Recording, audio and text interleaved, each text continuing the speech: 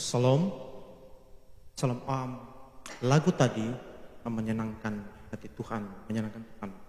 Sebagian orang Kristen itu suka salah kaprah dalam perihal menyenangkan hati Tuhan.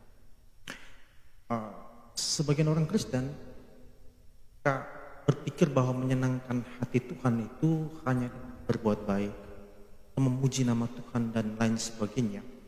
Bukan sekedar itu, tapi yang paling utama dan yang paling fondasional adalah sebenarnya adalah belajar dan memahami firman Tuhan. Itu yang paling utama.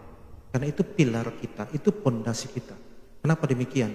Karena kalau tidak demikian, sejuta kebaikan dan ribuan lagu menjadi tidak berguna kalau berdiri di atas fondasi yang salah. Jadi kalau pemahamannya kurang atau pemahamannya salah, Anda mau ciptakan 1000 lagu Tuhan pun menjadi tidak berguna. Kenapa demikian? Ya, karena semua ribuan lagu itu berangkat dari pemahaman yang salah. Kalau pemahaman yang salah, mana mungkin sampai pada Allah yang benar? Tidak mungkin. Roma 10:17. Iman hanya muncul, hanya bisa timbul dari pendengaran firman Kristus, hanya dari pemahaman firman-Nya. Nah, oleh karena itu, karena maka hari ini, pada malam hari ini kita akan belajar tentang salah satu yang mungkin paling penting di antara doktrin-doktrin Kristen. Saking pentingnya, kalau ini tidak dipahami, pelayanan kita menjadi sesuatu yang sia-sia.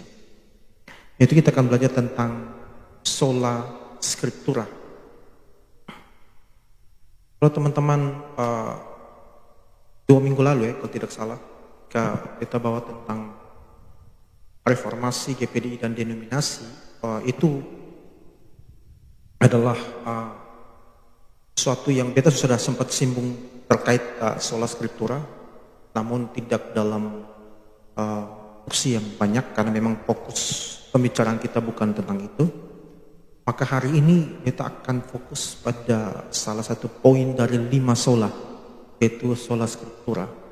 Nah, untuk masuk ke sana kita harus lihat dulu apa sih sola-sola yang sudah pernah beta sampaikan beberapa waktu lalu, tetapi kita perlu menegaskan kembali di sini untuk kebutuhan bukan hanya teman-teman yang belum hadir, tapi juga untuk penonton di rumah, karena materi ini harus diterima secara lengkap. Mereka bisa 2 minggu lalu sudah beta sampaikan, tapi hari ini kita harus ulang lagi. Baik, next. Kita punya 5 sola. Gereja Protestan punya 5 sola, 5 pilar, 5 dasar kita itu awal kenapa kita reformasi.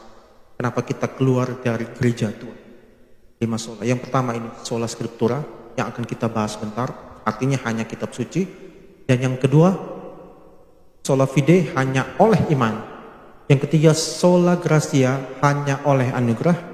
Yang keempat solus Christus, hanya Kristus. Yang kelima soli deo gloria, hanya bagi kemuliaan nama Allah. Dan 5 sola ini. Hari ini kita akan belajar yang paling atas, sola scriptura, hanya kitab suci. Mungkin kita tidak akan belajar keseluruhannya, karena kalau mau bahas ini secara menyeluruh, kita mungkin perlu sekian part. Ini doktrin yang sangat banyak materinya, baik secara historis, secara teologis. Itu kalau mau dibahas panjang dan lebar, luas, dalam dan tinggi. Sangat luas. Jadi hari ini kita hanya anggap saja sebagai pengenalan, dan beta akan membahas beberapa hal penting yang perlu teman-teman ketahui secara mendasar. Ini menjadi pegangan kita semua agar kita bisa dapat memahami kenapa sih kita berpegang pada sola scriptura. Yang pertama, next. Apa itu sola scriptura? Nah, artinya hanya kitab suci yang menjadi otoritas tertinggi dalam iman dan kehidupan Kristen. Next, kalau kita lihat secara etimologi, sola itu berasal kata Latin solus. Solus itu artinya sendirian, hanya atau semata-mata. Itu. Kemudian scriptura itu artinya berasal kata bahasa Latin juga scriptura. Jadi turunan dari kata scribere, menulis. Hal yang tertulis atau yang tulisan, itu hal arti harfiah. Jadi kalau kita gabung secara spesifik, ini merujuk pada kitab suci Alkitab, yaitu firman Tuhan yang diabadikan secara tertulis. Jadi hanya Alkitab lah, hanya Alkitab otoritas kita. Kalau sudah hanya Alkitab otoritas kita, maka tidak ada yang lainnya. Tidak ada yang lainnya yang setara. Sama seperti khotbah tadi pagi, Yesus bukan nomor satu, tapi Yesus yang utama. Dia satu-satunya. Itu sebenarnya khotbah tadi pagi itu lebih mirip ke doktrin solus Christus, tapi disampaikan dalam di level yang lebih pragmatis, tidak terlalu teologis, tetapi itu masuk dalam solus Christus. Jadi keutamaan Kristus, satu-satunya Kristus, bukannya yang lain. Kristus bukan hanya sekedar nomor satu, tapi memang dia satu-satunya. Sama dengan ini, sola scriptura dalam pengertiannya tersendiri ya, hanya dialah otoritas yang bisa kita pegang. Daripadanya kita bisa bergerak, kita bisa pelayanan dan lain sebagainya. Next, secara historis ya, itu lahir pada abad ke-16. Kita punya semboyan sola scriptura melalui Luther dan gerakan reformasi yang bapak-bapak gereja kita yang sudah kita belajar minggu lalu ya.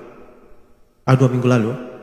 Nah itu kalau kita mau lihat secara singkat ya, itu penolakan terhadap otoritas tradisi gereja dan magisterium. Next. Nah, ini. Itu otoritas tradisi dan magisterium itu disamakan dengan kitab suci. Tradisi itu apa? Magisterium itu apa? Magisterium itu adalah sekumpulan orang-orang atau pejabat gereja. Bisa disebut paus, uskup. Paus dan uskup itu adalah magisterium. Jadi mereka punya otoritas yang sama dengan kitab suci waktu itu ya. Bahkan sampai sekarang teman-teman saudara kita di Katolik memegang hal yang sama. Ini kita sekedar cerita secara sejarah ya, bukan sedang menyerang agama manapun. Tapi memang sejarahnya demikian. Sejak abad ke-16 kita keluar karena hal ini.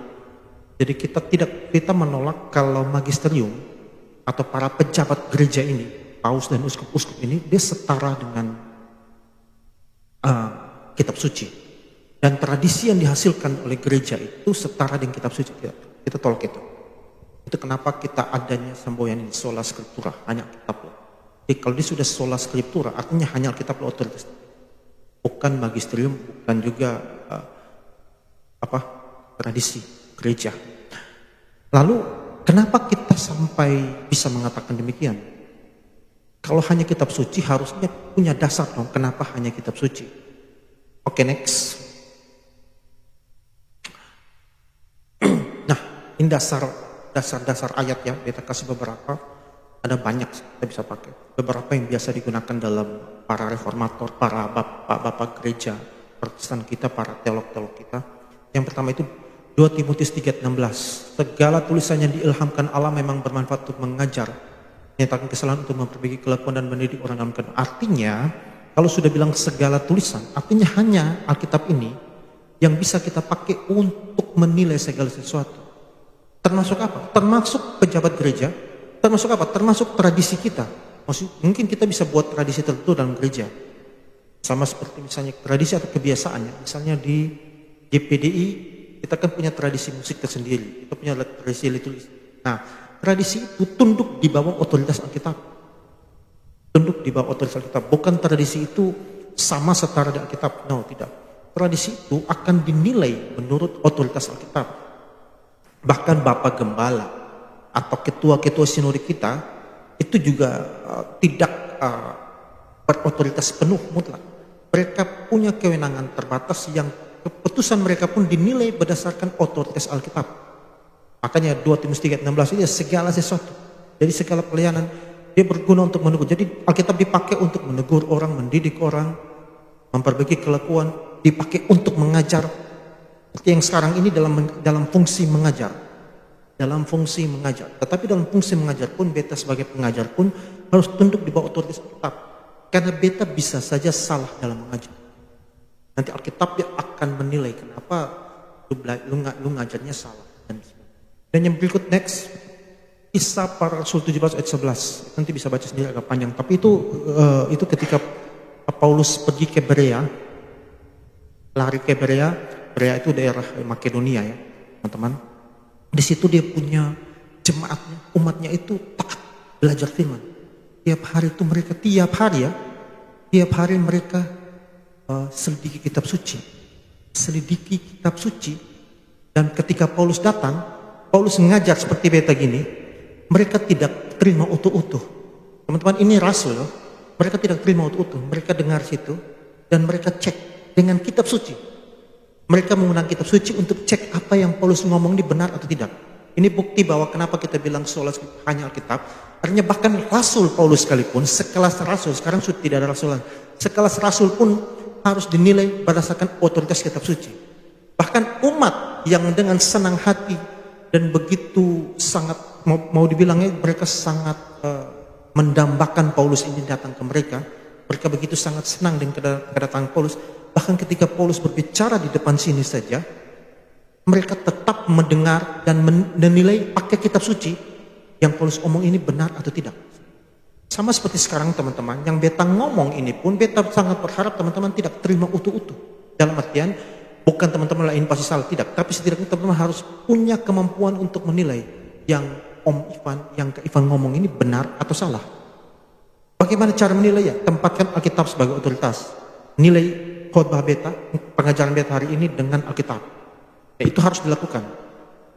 Oke, next. Markus 7:8, next lagi. Nah, ini dua satu paket. Maksudnya karena kamu mengabaikan perintah Allah dan sebaliknya memegang tradisi manusia. Markus 7, dengan demikian firman Allah kamu nyatakan tidak berlaku demi tradisi yang kamu pegang itu. Artinya apa ini? Artinya, kalaupun Anda punya tradisi, harus jangan mengabaikan firman Allah. Jadi kalau tradisi itu setara dengan firman Allah, maka nanti kita bingung. Tradisi itu harus dinilai berdasarkan firman Tuhan. Tapi kalau tidak setara dengan wahyu, dengan firman Tuhan, dengan Alkitab, lalu gimana dong? Ini Markus 7:8 ini kan mengkritisi itu. Firman Allah kamu nyatakan tidak berlaku demi tradisi yang kau pegang itu. Jadi kita mengabaikan perintah Allah. Perintah Allah maksudnya adalah wahyu, mengabaikan firman. Tapi memegang tradisi manusia. Itu kenapa Alkitab itu harus menjadi otoritas. Kemudian next 2 Petrus 1 ayat 21. Tadi yang B-nya, sebab tidak pernah nubuat dihasilkan oleh kehendak manusia, melainkan oleh dorongan Roh Kudus, orang-orang berbicara atas nama Allah. Ini maksudnya adalah merujuk pada firman yang ditulis dialami oleh Roh Kudus itu yang harus dipegang, bukan pepesan kosong, bukan di luar itu harus dipegang. Next, Yesaya 8 ayat 20, carilah pengajaran dan kesaksian, siapa yang tidak berbicara sesuai dengan perkataan itu, maka baginya tidak terbit fajar. Yang dimaksud dengan cari pengajaran dan kesaksian adalah bukan soal pengajarnya, tetapi ajarannya, firmannya itu harus dicari. Karena waktu itu di Yesaya itu orang lebih percaya hal-hal gaib dan sebagainya. Maka Yesaya itu akan cari pengajaran, firman yang benar, jangan dengar hal-hal yang tahyul, gaib dan lain sebagainya. Siapa yang tidak berbicara sesuai perkataan itu, maka baginya tidak terbit fajar. Jadi firman Tuhan tetap menjadi otoritas, tetap menjadi landasan atau pijakan yang harus dipakai untuk menilai segala sesuatu. Nah ini dasarnya sola scriptura, itu yang kita harus pegang. Tapi teman-teman, ada juga banyak ayat yang orang pakai, atau bahasa saudara ketong di sebelah pakai untuk menentang sola scriptura. Maka hari ini beta pikir kita perlu membahas ini secara gamblang, walaupun tidak mendetail, tapi beta mencoba untuk memperlengkapi teman-teman supaya teman-teman bisa lebih aware dan diisi dengan hal-hal seperti ini, karena hal-hal seperti ini berseliweran di media sosial di mana-mana, menjadi perbincangan. Kalau dulu itu media sosial belum ada, kami masih zaman misalnya debat teologi itu hanya bisa diakses kalau kita pengen akses saja. Tapi kalau sekarang ini tidak pengen akses, tiba-tiba muncul di beranda, entah di mana saja, kalau algoritma kita mendukung ke sana. Nah, makanya kita harus bahas ini. Jadi ayat-ayat yang dipakai untuk menentang sola scriptura. Yang pertama, Tesalonika 2 ayat 15. Sebab itu berdirilah teguh dan berpeganglah pada ajaran-ajaran yang kamu terima dari kami, baik secara lisan maupun tertulis. Nah ini mengasumsikan bahwa sola scriptura itu tidak berlaku. Sola scriptura itu tidak bisa dipegang, tidak suatu yang tidak alkitabiah. Karena Alkitab sendiri katakan di dalam Tesalonika 2:15 adalah adat ajaran yang lisan maupun tulisan. Nah, yang kita maksud dengan sola scriptura itu adalah yang tertulis, kan, yang Alkitab sudah di kanon perjanjian lama, perjanjian baru, sudah selesai kanon, itu yang kita maksud. Tapi di ayat itu mengatakan baik yang lisan maupun tertulis. Nah, gimana dong? Berarti sola scriptura tidak kepake sudah. Berarti bukan menjadi suatu yang fondasional. Kan ini kitab suci yang bilang, ayat sendiri, Tesalonika 2:15 sendiri yang bilang bahwa pengajaran atau firman itu bukan hanya melalui tulisan, tapi juga lisan yang disampaikan oleh para rasul. Nah, ini dipakai untuk menentang sola scriptura. Nanti kita coba bedah satu persatu. Teks yang pertama, keterbatasan waktu. Berarti karena pada saat Paulus menulis ini kan Paulus yang tulis. Ini sebagian besar atau setidaknya sebagian perjanjian baru kan belum ditulis atau belum disahkan, dikanonkan. Kan di kanon itu setelah beberapa ratus tahun setelah kematian Yesus itu baru dikanonkan, baru dibukukan gitu. Diambil perjanjian lama ini, perjanjian baru demikian sampai jadi 66 kitab semua digabung, itu baru di kanon, itu baru jadi yang kita pegang sekarang kitab ini. Nah, tapi waktu itu kenapa waktu itu Paulus bilang lisan maupun tulisannya? Karena memang konteks waktu itu belum semua tulisan itu, belum semua perkataan atau firman itu tertulis, makanya disebut lisan maupun tulisan. Kalau Taurat Zabur kan sudah, Injil itu sudah. Taurat dan Mazmur, Mazmur itu kan sudah tertulis. Tauratnya Musa sudah tertulis, sudah ada. Tapi kan perjanjian baru belum, setidaknya sebagiannya belum. Jadi wajar kalau Paulus katakan dengar, berpegang pada perkataan ajaran-ajaran kemudian baik lisan maupun tulisan. Nah, ini konteks waktu itu. Tetapi konteks waktu itu dipakai sampai di abad ke-16. Abad ke-16 waktu kitab reformasi itu kan kitab sudah ada. Kanon kitab itu sudah selesai di abad-abad awal. Sedangkan masuk ke abad 16 itu sudah jauh sekali, dan itu kitab sudah ada, dan maksud kita adalah ya harus berpegang pada itu. Mereka kritik kita di abad 16 ya ada tradisi lisan. Tidak, konteks waktu itu belum semua tulisan yang perkataan yang lisan itu tertulis, belum semua. Itu yang pertama. Yang kedua, ada transisi otoritas. Jadi tradisi lisan yang dimaksud Paulus adalah firman Allah yang belum tuntas, itu ditulis, yang kemudian diabadikan dalam kitab suci ketika para rasul wafat. Sumber wahyu lisan yang tidak bisa salah itu berhenti. Artinya ketika selesai, para rasul selesai, kemudian kitab itu dikanonkan jadi suatu kitab, perjanjian lama perjanjian baru selesai, itu ya sudah selesai wahyu sampai di situ. Bahwa Roh Kudus bisa terus bekerja ya, bisa terus berbicara ya, teman-teman. Kita tidak katakan ketika wahyu selesai maka Roh Kudus tidak lagi berbicara. No. Roh Kudus tetap berbicara, tetapi dalam bentuk wahyu tertulis yang ada kita pegang sekarang itu sudah cukup. Itu sudah selesai. Tidak ada lagi kitab barunya. Jadi setelah itu kalau ada kitab-kitab yang lain, no, itu tidak dipakai. Bahkan sampai sekarang kalau ada orang mengaku bahwa dia punya kitab, dia akan buat kitab karena Roh Kudus, itu jangan pernah percaya. Itu omong kosong. Kitab kita sudah selesai, wahyu Allah berikan sudah selesai dalam yang tertulis itu kanon penyelaman baru. Tetapi Roh Kudus terus bicara, iya masih terus bicara. Orang punya kesaksian pribadi, selamat dan lain sebagainya, Roh Kudus menolong, itu hal masih terjadi sampai sekarang. Itu tidak ada masalah. Tapi kan hal itu tidak harus Anda buat dalam buku dan membuat itu jadi kitab suci. Tidak. Kitab suci tetap kitab suci. Anda mungkin bisa membuat bagaimana Roh Kudus menolong Anda dalam buku-buku Anda, boleh. Silakan. Buku-buku Anda silakan. Tapi itu jangan dibuat itu jadi kitab suci. Kitab suci ya yang sudah dikanonkan itu. Yang ketiga, bukti perjanjian baru ditulis salah satunya karena ajaran lisan rentan terhadap distorsi lupa. Seperti ditunjukkan oleh peringatan dalam surat-surat Paulus sendiri. Oleh karena itu, tulisan adalah bentuk yang lebih aman dan permanen dari tradisi apostolik. Makanya ditulis. Jadi perkataan dalam bantahan terhadap sola scriptura dalam Tesalonika 2:15 itu sebenarnya faktor konteks. Karena kita katakan sola scriptura abad ke-16 itu, Martin Luther dan teman-teman merujuk pada Alkitab yang sudah tertulis. Kemudian mereka pakai bagaimana dengan Tesalonika 2:15? Itu kan kanon belum ada. Kita belum ada. Bagaimana itu? Bukan berarti sola scriptura tidak berlaku. Itu karena memang waktu konteks waktu itu ya sebagian tulisan belum ditulis saja. Kalau misalnya Paulus itu berfirman dalam Tesalonika 2 itu semua sudah canon selesai, ya pasti dia tidak akan bilang lisan.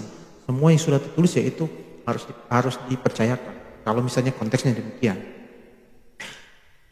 Nah, next 2 Tesalonika 3:6 ini juga dipakai untuk menentang sola scriptura. Tetapi kami berpesan kepadamu saudara-saudara dalam nama Tuhan Yesus Kristus supaya kamu menjauhkan diri dari setiap saudara yang hidup tidak tertib dan tidak sesuai dengan ajaran yang telah kamu terima dari kami.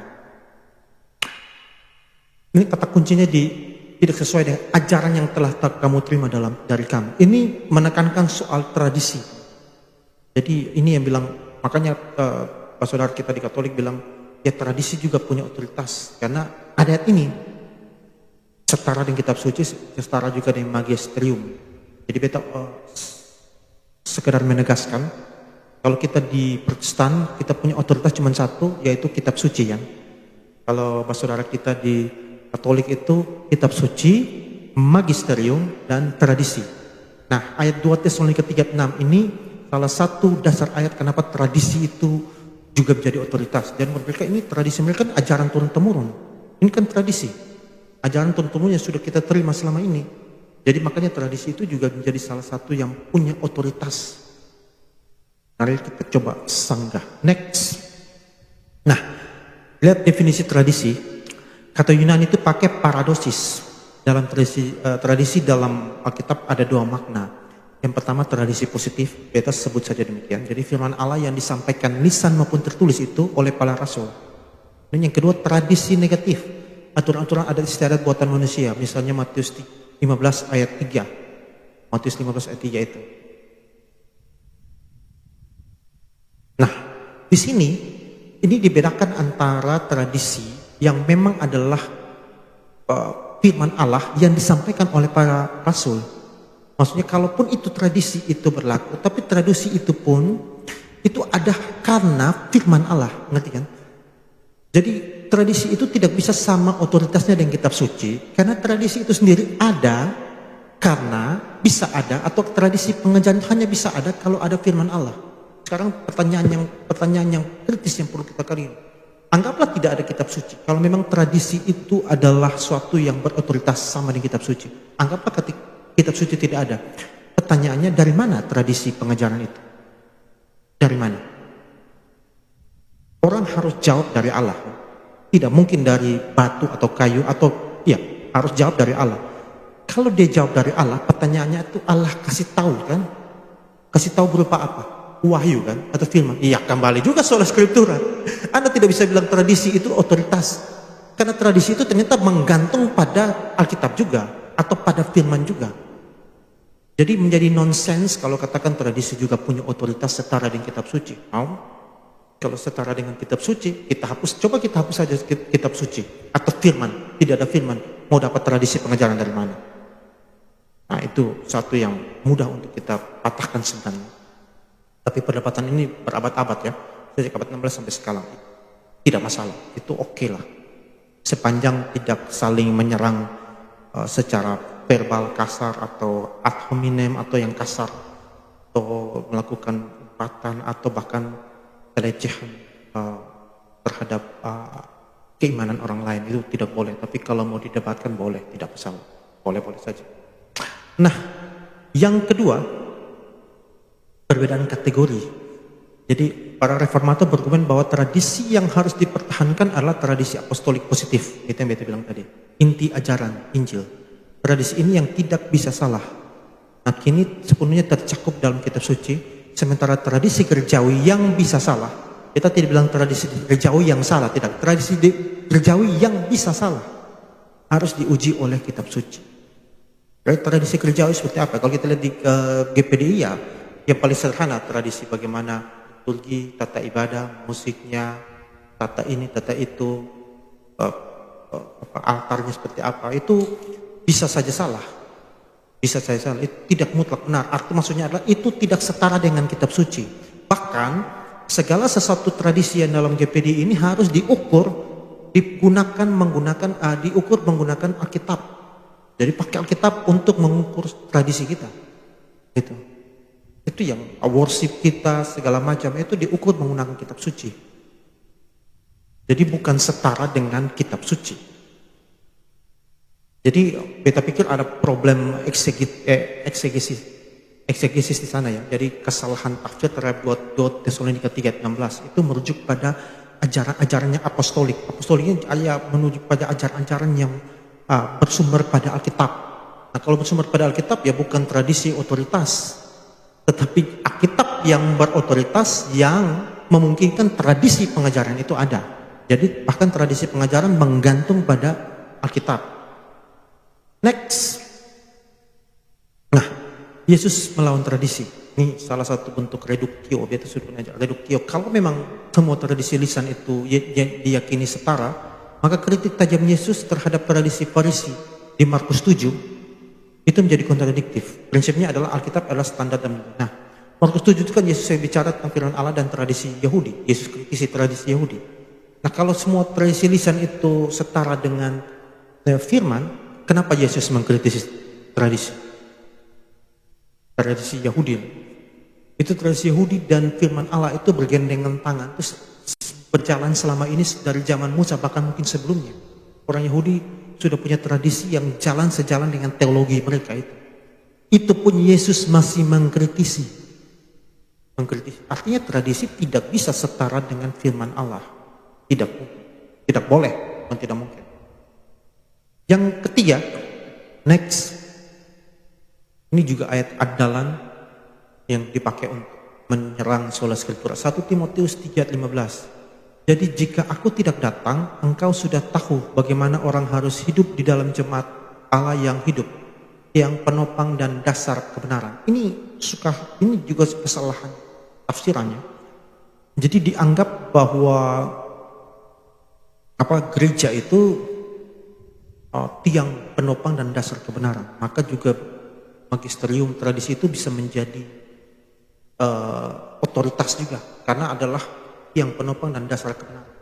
Karena dasar kebenaran jadi harus jadi otoritas setara dengan kitab suci. Ini kesalahan penafsiran. Jadi kita cek yang pertama ya, coba next.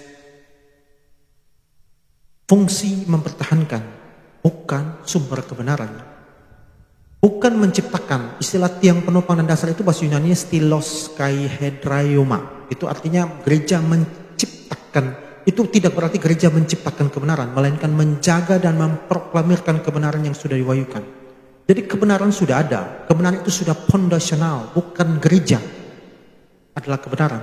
Tapi gereja hanya menyatakannya, memproklamirkannya, mempertahankannya, menyatakannya, mengabarkan kebenaran itu. Itu fungsi gereja. Bukan gereja ya kebenaran itu sendiri. Itu salah kaprah di situ. Yang kedua, kebenaran yang ditopang oleh gereja adalah Injil atau firman Allah yang kini tertulis. Jadi bukan gereja lah kebenaran itu. Bukan gereja yang kebenaran, tapi gereja itu yang kebenaran yang ditopang. Jadi kebenaran yang ditopang oleh gereja untuk ayat itu firman itu sendiri. Gereja tidak dapat melampaui kebenaran yang dipercayakan kepadanya. Ada gereja karena memang untuk mempertahankan dan mengabarkan kebenaran yang sudah ada, wahyu yang sudah ada. Next, ini circular reasoning, logika circular. Ini kalau jika gereja menetapkan kitab, gereja yang bikin kanon kan, memang yang membuat kanon di abad-abad awal itu kan bapak-bapak gereja kita. Tapi kadang-kadang orang lupa bahwa memang bapak gereja, tapi itu melalui tuntun Roh Kudus. Jadi Roh Kudus sendiri yang melalui pekerjaan Roh Kudus sehingga Alkitab kita bisa ada sampai sekarang dikanonkan. Memang itu dilakukan oleh bapak-bapak gereja, tetapi semua itu oleh tuntun Roh Kudus. Jadi bukan gereja yang punya jasa di sana.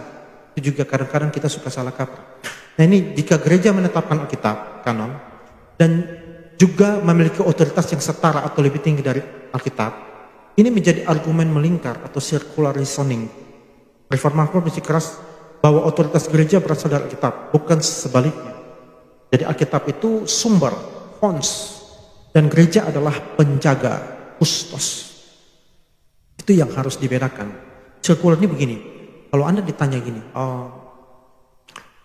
magisterium itu setara dengan Alkitab suci? Ya, setara dengan kitab suci, karena gereja yang bikin Alkitab. Oh ya, tahu dari mana gereja yang bikin magisterium itu setara dengan Alkitab? Ya karena Alkitab sendiri yang bilang. Alkitab sendiri yang bilang. Tahu dari mana bahwa magister? Lalu kenapa ini Alkitab sendiri? Jadi kembali ke Alkitab. Terus tahu dari mana bahwa Alkitab itu otoritas? Ya dari Alkitab itu, ya itu dari magisterium. Jadi memutar gitu saja. Argumennya melingkar gitu. Jadi argumen melingkar ini dalam pelajaran logika secara yang deduksi yang non formal itu adalah kesalahan logika. Jadi kesalahan logika yang harus dihindari. Nah, kalau suatu konsep dari suatu gereja saja sudah mengandung logical fallacy atau kesalahan logika, ya nilai sendiri itu benar atau salah. Ya kalau sudah kesalahan logika tidak mungkin dari Allah konsep itu, tidak mungkin. Kemudian next, sola scriptura atau solo scriptura. Nah, ini juga menjadi dua hal. Pertama adalah teman-teman ada yang tidak paham apa itu benar, apa itu sola scriptura. Kalau kita bilang hanya Alkitab, maka sudah tidak ada otoritas lain. Atau di luar itu kita tidak pakai. Ini jadinya solo scriptura. Tapi juga ini menjadi serangan terhadap kekristenan, khususnya Protestan. Bahwa saudara kita di sebelah akan bilang, ya kalau hanya sola scriptura, kenapa merayakan Natal? Karena kan tidak ada perintahnya. Kalau sola scriptura, kenapa Anda buat tradisi ini itu, buat ini buat itu? Kalau sola scriptura, karena dalam pemahaman teman-teman di sebelah itu sola scriptura, bukan sola scriptura. Nah, kita lihat ya, next. Nah, sola scriptura adalah Alkitab adalah otoritas tertinggi, tapi tidak menolak tradisi dan pengajaran gereja sejauh tunduk pada kitab suci. Jadi kita katakan hanya Alkitablah otoritas tertinggi. Kita tidak sedang mengatakan bahwa tidak mau pakai yang lain. Yang kita katakan hanya Alkitab itu bicara tentang otoritasnya, otoritas mutlaknya. Bukan hal lainnya itu kita buang, tidak. Tapi hal lainnya itu di bawah Alkitab. Ngerti kan maksud itu? Jadi hanya Alkitab itu berarti yang paling tinggi adalah Alkitab. Bukan berarti tidak ada otoritas yang lain. Ada, tapi otoritas yang lainnya pun itu tunduk di bawah otoritas tertinggi ini, kitab suci. Lalu bagaimana dengan sola scriptura? Next. Nah, sola scriptura itu menolak segala bentuk otoritas selain Alkitab. Ini pandangan ekstrim yang tidak reformatoris. Gitu. Ini salah, keliru. Karena kalau semuanya tidak boleh di luar Alkitab, maka teman-teman sekarang jangan pakai HP. Nah, tidak ada tertulis Alkitab, tidak usah pakai pakaian. Pokoknya semua yang tidak tertulis tidak usah digunakan, karena tidak ada di Alkitab. Nah, ini repot kan kalau sola scriptura. Maka bedakan ini. Kita berpegang pada sola scriptura, bukan solo scriptura. Kalau solo scriptura, wah pusing kita. Jadi, karena sesuatu yang tidak ada di Alkitab, kita jangan pakai, jangan gunakan. Ini sound system tidak tertulis. Ya memang zaman itu kan orang belum temukan juga. Jadi jangan gunakan. Itu solo scriptura, tidak boleh. Jadi kita tidak berpegang pada solo scriptura, dan ini menjadi serangan juga dari saudara ketong di sebelah. Juga pakai argumen ini. Argumen ini dalam logical fallacy dia bersifat strawman. Strawman itu salah paham terhadap posisi teman atau lawan debat, lawan diskusi atau gagasan. Gagasan kita adalah sola scriptura, bukan solo scriptura. Jadi kalaupun mereka tidak setuju, kalau beta pribadi mengharapkan yang Anda serang adalah sola scriptura. Tapi kalau Anda serang solo scriptura, ya itu bukan gagasan kami. Silakan Anda serang saja, itu memang bukan gagasan kami. Ngapain kita perlu mendengarkan atau bahkan perlu membantahnya? Kalau beta pribadi, kalau saudara sebelah sudah serang Protestan, tapi gagasannya solo scriptura, ya beta tidak perlu tanggap. Karena yang diserang bukan gagasan beta, itu gagasan yang Anda kira adalah gagasan kami. Itu asumsi Anda sendiri, Anda kira adalah gagasan kami. Makanya disebut strawman. Strawman itu namanya serangan orang-orangan sawah. Orang-orangan sawah itu kan bukan benar-benaran orang. Gitu. Jadi serangannya keliru. Nah, ini yang harus kita perhatikan. Dan sebagian orang Kristen juga suka tidak paham ini. Karena sola scriptura hanya Alkitab, maka di luar itu tidak. Ini juga repot. Padahal Alkitab itu kan berisi kepada apa? Ada dua hal. Ada hal yang ada perintah, larangan, dan deskriptifnya cerita. Jadi kalau diperintahkan, ya diikuti. Kalau dilarang, yaitu jangan dibuat. Kalau itu hanya deskripsi, cerita, bukan berarti itu perintah. Gitu. Kan cerita tentang Daud bersinah, itu cerita. Alkitab menceritakan apa adanya. Daud bersinah. Bukan untuk diikuti. Masa teman-teman, oh Daud bersinah, maka orang Kristen harus bersinah. No, tidak. Itu, makanya bedakan yang diperintahkan, yang dilarang, dan bersifat deskripsi atau hanya cerita, diceritakan saja. Supaya kita, lalu gunanya apa? Gunanya agar kita tahu bahwa kita tidak boleh bersinah. Itu yang paling sederhana. Allah bisa saja menghukum dan Alkitab itu mengatakan gitu. Tapi yang kedua adalah orang-orang hebat juga pun bisa buat salah. Orang-orang beriman sekelas Daud bisa buat salah. Apalagi kita nih. Maka harus lebih rajin baca firman, lebih rajin, lebih hidup, lebih dekat dengan Tuhan, dan terus setiap hari itu jangan pernah berlayani dan hidup bergaul dengan Allah setiap hari, setiap detik. Gitu. Jadi karena kita yang rentan sekali. Kemudian ada hal yang tidak diperintahkan, tapi juga tidak dilarang. Apa itu? Tidak diperintahkan, tapi tidak dilarang. Merayakan Natal, coba teman-teman cari dari Kejadian sampai Wahyu. Ada tidak ayat yang memerintahkan kita untuk merayakan Natal? Tidak ada. Tapi dilarang tidak itu? Merayakan Natal dilarang tidak? Hah? Larang tidak? Tidak juga. Pertanyaan, boleh tidak? Ya boleh lah. Tidak masalah. Kan itu tidak dilarang, kecuali dilarang misalnya jangan membunuh. Tidak boleh membunuh dong gitu. Tapi kalau merayakan Natal ya itu kan tidak dilarang. Boleh. Pertanyaannya, apakah itu tunduk pada sola scriptura? Ya tunduk pada sola scriptura, kan Alkitab sendiri tulis. Memang tidak perintahkan tapi juga tidak larang. Nah, hal-hal seperti itu, seperti Natal itu boleh dong. Boleh tidak misalnya kita ke mall, jalan-jalan bawa istri dan anak. Ada perintah tidak di Alkitab? Tidak ada. Jalan-jalanlah ke pasar. Tidak ada di Alkitab.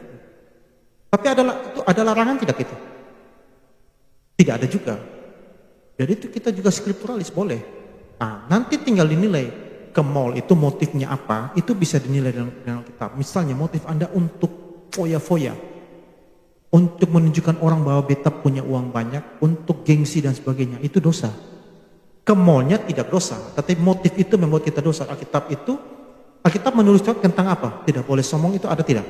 Ya ada. Angkuh kan tidak boleh kan? Nah, tidak boleh. Jangan makan terlalu melebihi, itu kan ya ada kan?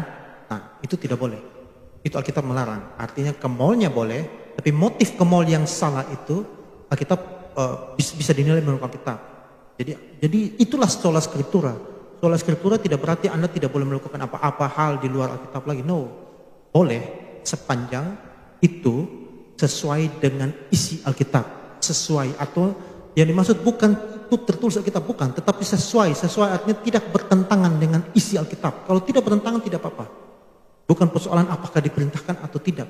No, ada hal-hal yang tidak diperintahkan dan juga tidak dilarang. Maka caranya adalah bagaimana agar aktivitas yang tidak diperintahkan maupun tidak dilarang itu tidak bertentangan dengan Alkitab. Contoh paling sederhana tadi ke mall itu tidak dilarang, tidak juga diperintahkan. Tapi teman-teman harus hati-hati ke sana, jangan sampai motifnya salah. Kalau motifnya salah itu clear. Atau bahkan merayakan Natal. Sebagian gereja patut diduga kuat merayakan Natal untuk sekedar formalitas saja. Bisa jadi begitu. Kalau itu dosa. Merayakan Natalnya tidak salah, tapi motif dibalik merayakan Natal itu untuk misal sekedar untuk kasih tunjuk bahwa gereja ini bisa buat perayaan Natal yang besar. Bahkan punya pohon terang setinggi Menara Eiffel atau apalah itu, hanya untuk menunjukkan kesombongan rohani tertentu. Nah, itu jelas keliru. Itu jelas salah. Sama kayak Babel kan, ingat? Bangun gedungnya tidak salah, tapi motif membangun bangunan untuk sampai pada langit supaya bisa ketemu Allah, itu motifnya itu kurang ajar. Makanya Allah kacaukan mereka. Ngerti tidak? Jadi bukan berarti bangun gedung pencakar langit salah. No, tidak salah. Motifnya itu yang salah. Jadi itu yang harus diperhatikan. Next, reformator menegaskan pentingnya tradisi, kredo dan pengajaran, tapi semuanya harus diuji oleh Alkitab. Gitu. Nah, kita kan punya tradisi juga. Gereja Protestan juga punya tradisi kok. GPD punya tradisi. Tradisi ini yang kita lakukan dalam liturgi, minimal liturgi tata ibadah kita, bagaimana kita awal, bagaimana worship kita seperti apa, lagu-lagu kita gunakan, itu semua tradisi kita, tradisinya GPDI. Tapi tradisi itu tunduk di bawah otoritas kitab suci, tidak setara dengan kitab suci. Gitu. Kita punya pengajaran, Bapak Gembala mengajarkan, kita mengajarkan, orang-orang yang berdiri mimbar mengajarkan, tetapi pengajaran kita pun tunduk di bawah otoritas kitab suci. Seperti beta bilang di awal, beta boleh berdiri di sini, tapi teman-teman mendengarkan dengan penuh kewaspadaan. Bisa jadi yang beta ngajar salah. Jadi sama kayak jemaat di Berea ya, dengar Paulus tetapi dong sampai terima mentah-mentah. Jadi sama beta bayangkan sama kayak Paulus ngomong sana dong pegang dengan Taurat ini dong lihat, lo omong benar kok salah.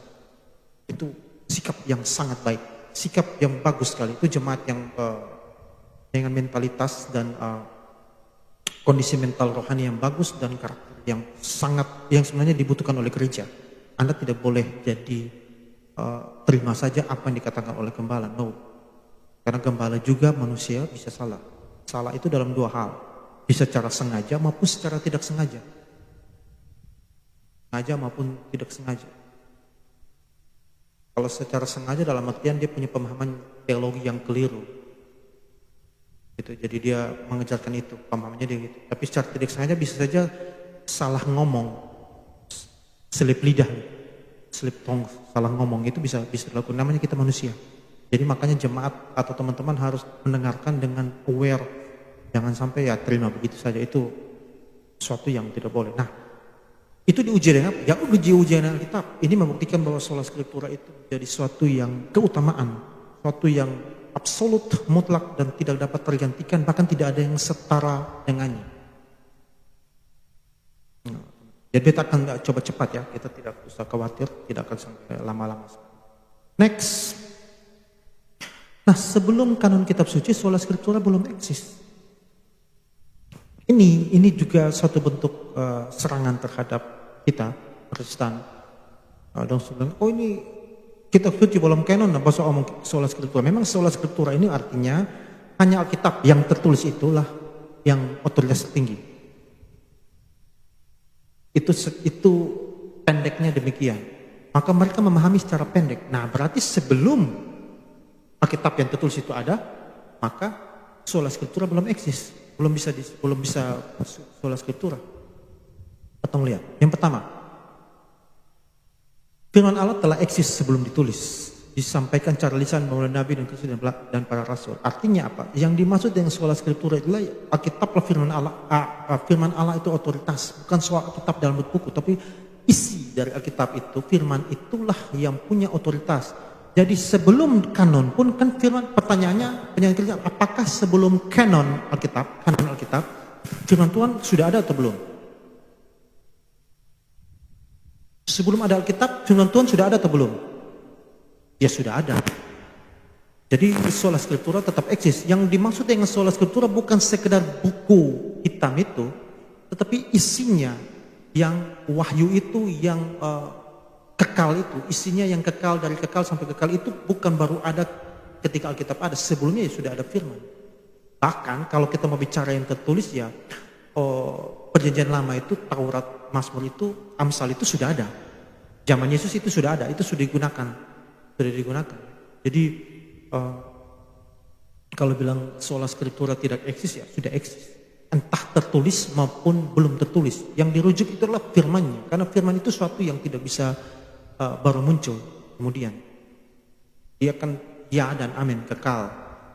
Kita membukukannya, mengkanonkan itu adalah karena memang untuk mendokumentasikan. Karena semua manusia ini kan tidak punya kemampuan mengingat yang, bayang Alkitab, Kejadian sampai Wahyu, bahkan teolog hebat sampai detik ini ya, beta sejauh beta belajar teologi, beta belum temukan ada teolog bahkan bapak gereja yang mungkin menghafal isi dari Alkitab dan Kejadian sampai Wahyu. Rasanya tidak ada. Bahkan menurut beta, para rasul juga beta yakin mereka mungkin tidak hafal isi Taurat secara runut. Taurat Zabur, mungkin nampaknya tidak. Itu mungkin ya, dugaan beta gitu. Mereka mungkin tidak, tapi mereka memang punya tradisi yang hidup dengan firman itu sebagai sesuatu yang tidak bisa lepas dari kehidupan mereka. Itu bagian dari tradisi. Tradisi Yahudi dan teologinya itu sesuatu yang tidak bisa lepas. Kalau kita zaman sekarang kan beta sudah pernah jelaskan, kalau kita pendidikan, kita sekolah itu sekolah ilmu sekuler. Nanti kalau mau mendalami agama ya masuk sekolah agama. Tapi sekolah orang Yahudi zaman dulu, sekolahnya itu sekolah teologinya. Tapi sekolah teologi itu juga macam-macam, bukan hanya teologi, segala macam. Mereka belajar di sana. Itu bagian dari disatukan dalam tradisi. Jadi agama dan tradisi itu sesuatu yang sudah kesatuan. Itu pun kecurigaan beta, para rasul juga mungkin tidak menghafal Taurat secara runut dari awal sampai akhir. Mungkin, nampaknya juga demikian. Jadi untuk menghafal kitab suci itu sesuatu yang tidak mungkin. Jadi kalau memang kadang-kadang orang mengatakan orang terlalu mengandalkan ayat hafal atau hafalan terhadap kitab suci, mereka beta suka lucu sih. Karena hafalan itu teman-teman dalam dunia akademik itu adalah bentuk terendah dalam dunia akademis, dunia pendidikan. Karena bentuk tertinggi dari dunia pendidikan itu bukan hafalan, yaitu pemahaman. Anda memahami itu jauh lebih bermakna, jauh lebih baik daripada Anda sekedar menghafal. Kalau Anda hafal saja tapi tidak tahu artinya, ngapain? Karena firman Allah Anda hafal terus Anda tidak tahu artinya, tidak tahu maknanya, tidak tahu pemahamannya seperti apa, lalu untuk apa firman Allah? Apalagi kalau itu dalam bahasa yang lain, wah lebih kacau lagi. Dari konsep itu saja bagi beta itu sudah bukan menunjukkan bahwa bukan firman dari Allah yang benar. Konsep menghafal itu sesuatu yang tidak bisa dipakai. Nah kembali lagi, jadi tujuan menulis kitab suci supaya kita data kita itu tidak kemana-mana. Karena otak manusia kan tidak mungkin mengingat semua hal, apalagi Alkitab ini, waduh, tidak mungkin. Jadi memang harus ditulis. Juga selain tidak bisa hafal, jangan sampai diselewengkan. Ya, beta katakan Yohanes 3:16, karena begitu besar kasih ini. Karena kalau tidak tertulis nanti kakak Fiksu bilang bukan karena begitu besar, karena besar saja saya pakai begitu. Kalau ayat andalkan hafal sudah dari 2000 tahun yang lalu nih, kita bisa kacau. Ini kita ngomong gosip saja, teman-teman. Sudah pernah main itu gosip berantai ya, dari A ke B ke C saja. Dalam satu kalimat saja sampai di orang terakhir kalimatnya bisa lain. Nah bayangkan satu ayat saja di Alkitab 2 milenium, 2000 tahun. Kalau itu dihafal saja, kira-kira bunyinya Yohanes 3:16 masih sama tidak seperti yang di Alkitab? Rasanya tidak. Nah itu tujuan kanon Alkitab di situ. Salah satunya. Next. Sola Scriptura belum eksis dalam bentuk, tetapi sudah eksis dalam prinsip. Itu hanya firman Allah itu kita maksud dengan dalam bentuk ini formulasi atau secara konsep yang kita ngomong di abad ke-16, yang Martin Luther dan teman-teman ngomong secara konsep di abad ke-16 itu memang baru ada abad ke-16 disebut sola scriptura ini konsep formalnya. Tetapi firman Tuhan itu, tapi prinsipnya sudah eksis dari dulu. Prinsipnya itu adalah firman Allah. Ya firman Allah memang sudah menjadi otoritas kita dari awal. Tanpa harus kita mengatakan sola scriptura, ya memang pedoman kita adalah firman Allah. Ada lagu firman-Mu berita bagi kakiku, itu juga ayat Alkitab kan. Terang bagi jalanku. Itu artinya kita punya satu-satunya satu-satunya arah yang bisa kita lihat dalam kegelapan, yaitu cahaya dari firman Allah yang membuat kita bisa kemana-mana, bisa mengarah kemana, jalan kemana ya dari Alkitab, dari firman Allah itu. Jadi bukan baru ada saja di abad ke-16. Contoh seperti ini. Kalau kita bicara tentang ilmu logika, memang Aristoteles yang baru merumuskannya, memformalisikannya 3 hukum pemikiran itu di zaman Aristoteles. Tapi sebelumnya beta mau tanya, tapi apakah sebelumnya logika tidak ada? Kan logika sudah ada, sudah eksis, hanya diformulasikan baru di zaman Aristoteles atau Aristoteles hanya sekedar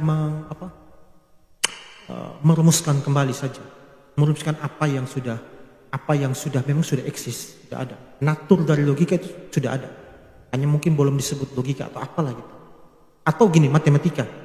Apakah sebelum rumus penjumlahan ada 2 tambah 2 sama 4? Apakah sebelum rumus itu ada 2 tambah 2 bukan 4? Atau tidak ada natur matematika dalam kehidupan sebelum adanya matematika? Kan tidak mungkin ya. Betul tidak?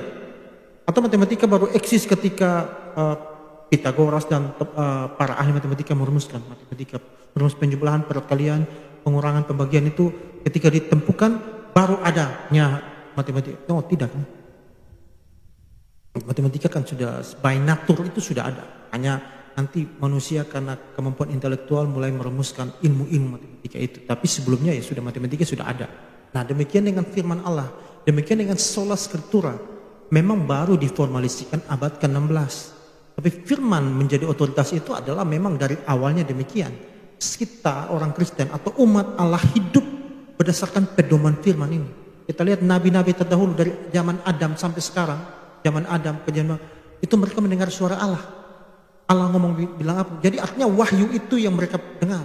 Apa yang Allah ngomong, firman itu menjadi suatu yang arah mereka kemana mereka mau bersikap, berbuat, berjalan, atau mengarahkan hidup mereka kemana ya hanya dari firman. Jadi dari awal memang sudah sola scriptura kita. Hanya Martin Luther dan teman-teman meneguhkan di abad ke-16. Itu adalah melalui ya pertolongan Allah juga. Harus diteguhkan supaya kita jangan menyeleweng terlalu jauh. Nah next. Nah kemudian ya kitab suci kemudian menjadi bentuk tetap dari otoritas tersebut. Nah artinya kemudian setelah kanon itu menjadi bentuk tetap. Nah kalau sudah jadi kanon, maka tetaplah berpegang pada itu. Jangan yang lainnya. Bukan berarti yang lainnya tidak. No, yang lainnya tetap kita pakai, tetapi itu tunduk di bawah terang firman Allah. Nah, next. Kenapa harus sola scriptura? Pertama, tanpa prinsip ini otoritas iman bisa bergeser ke manusia atau institusi, iya kan? Anda bayangkan kalau otoritas kitab suci itu suatu yang jangan hilang ya, setara saja dengan yang lainnya.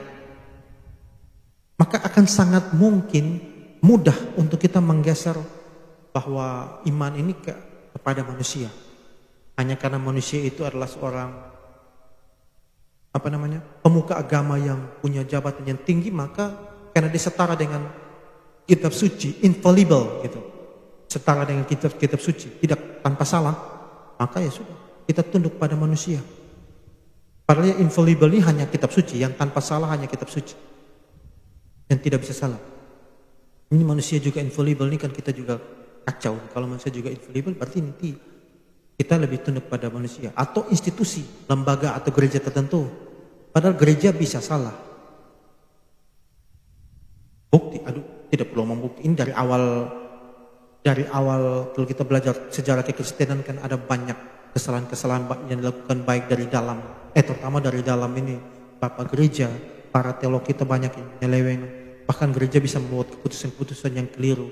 Buktinya salah satu ya di abad ke-16 kenapa Martin Luther dan teman-teman itu harus protes keras sampai menempelkan 95 dalil di pintu gerbang di kota Wittenberg.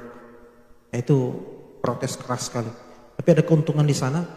Salah satu yang penting juga pekerjaan Tuhan bahwa waktu itu kalau publikasinya tidak jalan bisa jadi reformasi tidak terjadi.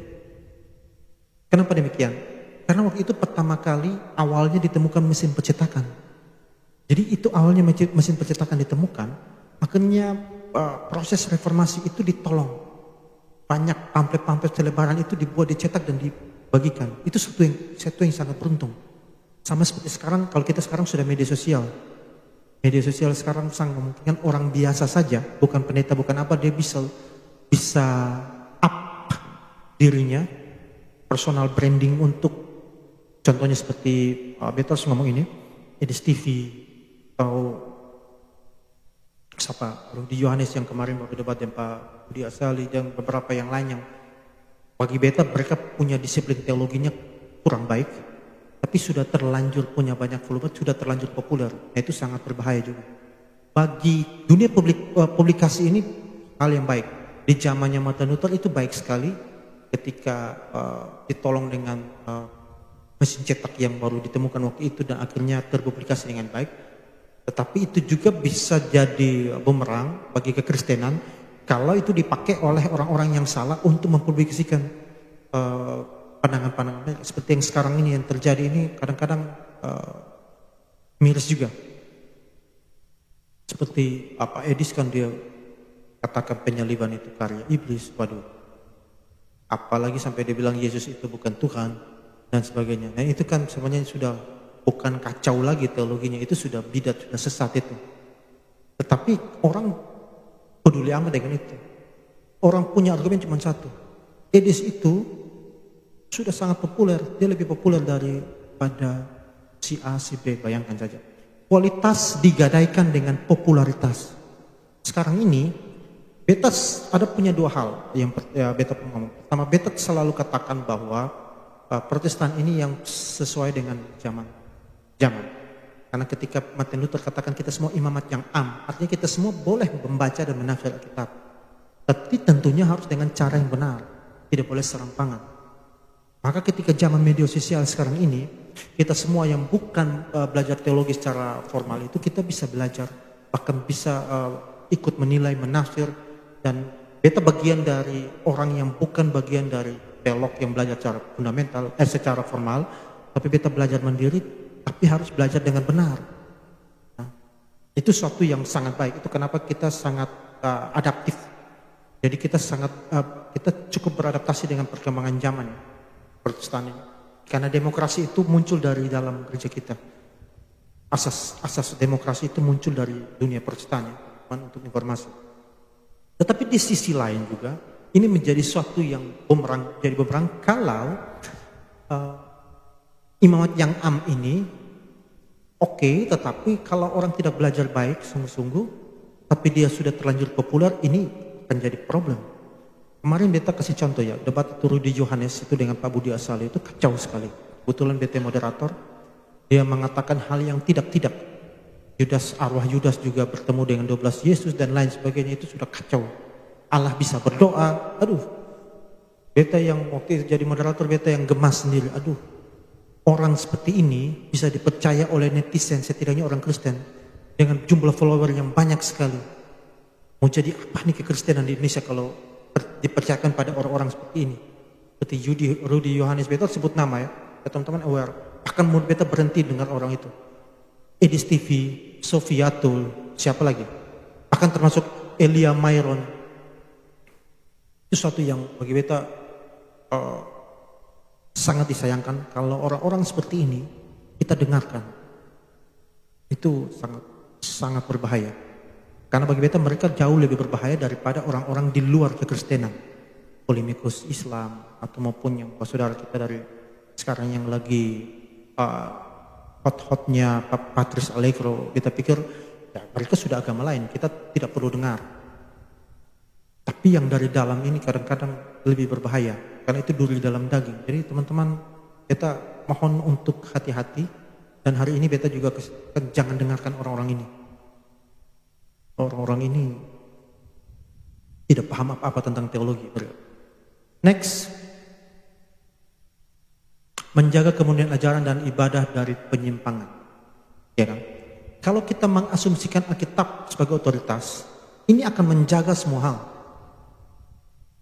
Mudah kan? Akan lebih mudah. Coba kalau misalnya kita bayangkan saja di GPD, anggap saja di GPD Bethesda, firman Allah, Bapak Gembala menjadi setara otoritas. Sulit kita mau nilai, sulit kita mau koreksi, iya kan? Karena setaranya. Tapi kalau firman Allah yang otoritas dan gembala atau pelayan Tuhan di sini di bawah otoritas Alkitab, maka kita bisa nilai. Kalau misalnya beta ngajar salah, teman-teman punya rujukan. Tinggal lihat Alkitab bilang apa. Oh, Alkitab bilang gini kok. Kak Ivan bilang gini atau Om Ivan bilang gini. Aduh salah, harus dikoreksi. Nah, itu tidak boleh. Makanya kita tuh punya namanya ruang konsistori. Biasanya gereja Protestan ada namanya konsistori. Konsistori itu ruang untuk berdiskusi. Ketika Anda sebelum bicara di sini, Anda harus menyampaikan di konsistori khotbah Anda. Kemudian setelah Anda khotbah, kalau ada khotbahnya bisa keliru apa, nanti sampai kembali ke konsistori akan dikritisi oleh pelayan yang lainnya. Pak, tadi itu kayaknya khotbahnya gini-gini. Itu hal yang memang harus dilakukan dalam gereja Protestan. Kayaknya gini, itu kayaknya keliru, salah. Nah itu artinya apa? Karena menilai berdasarkan otoritas Alkitab, kita tidak gunakan yang lainnya. Atau tidak ada otoritas yang setara dengan Alkitab. Itu yang harus kita pegang. Tidak boleh keluar dari itu. Next. Menegaskan bahwa hanya firman Allah yang berdaulat atas gereja dan umatnya. Nah ini penting. Di semua gereja Protestan harus ditegakkan. Terutama sekarang beta berkhotbah di GPD Baptis. Tegakkan firman Allah itu berdaulat atas gereja dan umatnya. Gereja ini mungkin boleh miliknya si A, si B. Tapi yang paling fundamental, gereja ini milik Allah. Dan gereja ini harus dinilai berdasarkan kitab suci.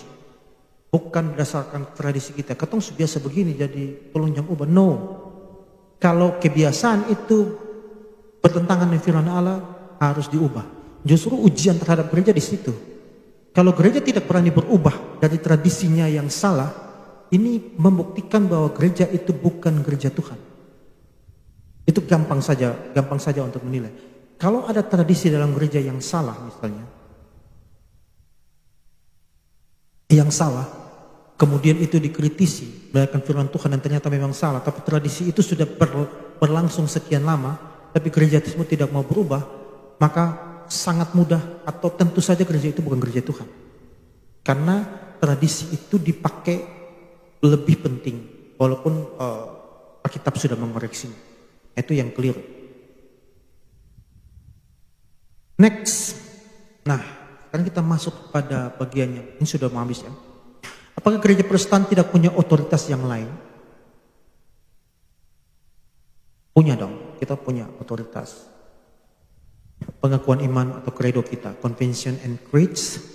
Ada juga otoritas mengajar, teaching authority. Itu kita punya pengajar-pengajar seperti yang kita lakukan di sini adalah bentuk teaching authority. Jadi otoritas beta mengajar. Sekarang beta punya otoritas untuk mengajarkan teman-teman di sini. Kemudian akal budi yang diterangi oleh illumin reason. Artinya illumin reason ini teman-teman itu sama dengan aktivitas eksegesis, menafsir. Jika kita menafsir Alkitab itu aktivitas intelektual, aktivitas akal. Tetapi aktivitas akal itu pun dia harus tunduk di bawah terang firman Tuhan. Makanya kita bilang pada saat beta mau tafsir Alkitab, apa beta harus minta tuntun Kudus sebelum beta menafsir Alkitab, minta tuntun. Nah itu artinya harus di bawah terang firman, di bawah terang Alkitab, tidak boleh akal beta pribadi saja. Jadi bisa. Pengakuan iman, kita punya pengakuan iman yang diucapkan setiap hari Minggu, bisa juga.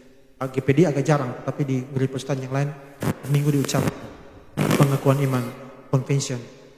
Itu pengakuan iman itu pun walaupun punya otoritas, tapi itu tunduk di bawah firman juga. Atau itu pengakuan firman itu bahkan bisa ada dideduksi atau hasil dari firman. Hanya dibuat satu pengakuan iman yang turunannya itu dari firman juga, dari wahyu, dari Alkitab juga. Kemudian sekarang ini otoritas mengajar. Beta punya otoritas sekarang untuk mengajar teman-teman. Tapi otoritas ini harus tunduk di bawah firman. Makanya teman-teman, habis ini kalau tidak setuju boleh kritik. Itu beta tidak akan tersinggung dan beta tidak boleh tersinggung, dan itu satu yang memang harus dilakukan. Teman-teman boleh datang, Ivan kayaknya beta tidak. Beta pernah salah satu pemuda, beta bawa tentang pentingnya doktrin dulu, beta sudah pernah bawa ke sini. Kritik dia salah ya. Kritik dia salah, kritik dia keliru. Beta lihat karena kurang paham. Tetapi kebebasan dia untuk kritik itu beta puji. Bahkan beta tidak merasa bahwa dia tidak boleh. No, dia boleh kritik. Kalau kita belajar filsafatnya Voltaire ini bilang gini. Kurang lebih beta parafrasenya lupa. Saya akan menolak pendapatmu, ataupun saya akan menolak. Saya bisa saja menolak pendapatmu. Tetapi saya akan mati-matian membelamu untuk mengemukakan pendapat. Ngerti maksudnya? Maksudnya adalah, beta bisa saja setuju dengan kakak fiksi. Tapi kalau kakak fiksi punya pendapat itu, ketika kakak fiksi mau kemukakan dan orang berusaha untuk bungkam, beta akan bela dia. Lu berhak, beta setuju lu berhak, tapi lu berhak mengungkapkan itu. Itu lu punya hak. Ngerti tidak kan? Jadi Voltaire itu bilang gitu. Walaupun beta tidak setuju dengan lu, tapi beta akan mati-matian. Dia pakai bahasa yang mati-matian. Artinya beta mati sampai yang penting lu punya hak untuk kemukakan pendapat itu tidak boleh dibungkam. Itu kita harus. Nah ini semangat Protestanisme juga seperti ini. Kita bisa saja tidak saling setuju, tetapi kita tidak bisa bungkam orang. Bahkan kita harus membela orang yang mengungkapkan pendapatnya kalau pendapatnya dibungkam. Nah itu. Nah waktu itu dia datang dia mau kritik. Oh gini. Oke, dia bilang boleh. Dia bilang sangat boleh. Ketika kritik beta tanggapi argumennya dia dan dia juga cukup kaget. Oh ternyata begini. Tapi beta bilang dia bilang walaupun mungkin lu argumen lemah, tapi lu berhak kemukakan pendapat di beta. Beta apresiasi itu dan suatu hal yang baik. Mungkin kali ini lu argumen lemah saja, tapi sikap lu untuk mengkritisi beta itu sikap yang beta sangat senang. Itu suatu yang lu tidak usah rasa tidak enak dengan beta, bahwa itu lu punya hak itu. Kemudian baru minggu lalu dalam kelas kami punya kelas teologi, salah satu anak muda dia baru datang dalam kelas apologetika kami, datang dan dia mempertanyakan tentang eksistensi Tuhan. Sampai habis kelas pun dia datang, dia bertanya-tanya. Dan kita langsung segera, dia nampaknya masih mempertanyakan keberadaan Allah. Jadi semacam ateis gitu. Ya, ketika argumennya kita babat habis, dia cukup shock. Tetapi kan kita katakan, tapi lu boleh berhak mengajukan ini. Soalnya tabu. Atau soalnya tabu dengan Allah. Justru ini kelas ada untuk orang-orang mau ateis, mau datang, bahkan agama lain datang dan marilah kita berdiskusi dengan fair. Lu punya hak untuk kemukakan pendapat dan tidak boleh ada yang bungkam lu. Jadi itu yang harus kita perhatikan. Nah semua itu bersifat kembali lagi norma normata. Apa itu norma normata? Norma normata adalah aturan yang tunduk pada aturan yang lainnya. Jadi ada aturan yang lebih tinggi. Ini aturan memang. Pengukuhan iman juga itu aturan. Itu punya otoritas. Mengajar, beta juga punya otoritas mengajar. Beta juga punya akal budi intelektual untuk menafsir. Tetapi itu hanya sebatas norma-norma. Artinya otoritas yang kita punya, otoritas itu tadi itu juga tunduk di bawah otoritas yang lebih tinggi. Hanya bersifat norma-norma. Jadi bukan otoritas paling mutlak. Next. Otoritas tertinggi hanya pada Alkitab, disebut norma-normans. Norma-normans ini standarnya standar, ukurannya ukuran, hukumnya hukum, aturannya aturan. Nah Alkitab ini norma-normans. Dialah yang paling hakiki, dia yang paling tinggi, dia yang paling mutlak, absolut, tak tergantikan. Dialah norma-normans. Dialah yang menjadi standar untuk standar yang lainnya. Gereja punya aturan, GPD punya aturan. Aturan itu tunduk di bawah aturan paling tinggi, itu kitab suci. Siapa lagi punya aturan? Di rumah. Kita punya otoritas apa? Orang tua punya otoritas terhadap anak-anak, tapi otoritas orang tua pun tunduk pada otoritas Alkitab. Gereja punya otoritas, pemerintah punya otoritas, tapi otoritas pemerintah pun tunduk pada firman Tuhan. Apa lagi? Banyak otoritas kita bisa lihat, tapi otoritas itu bersifat norma-normatif. Yang paling tinggi adalah norma-norma. Alkitab yang paling tinggi, tidak ada lebih tinggi dari itu. Jadi dialah ukurannya ukuran, dialah aturannya aturan, dialah standarnya standar. Kalau Anda punya standar ini, dia di atas standar. Itu standar bahkan harus diukur dengan standar kita. Bayangkan, jadi itu begitu powerfulnya firman Allah itu. Next. Nah setiap otoritas gerejawi diuji dengan dikoreksi oleh firman Allah. Nah jadi kita punya otoritas juga.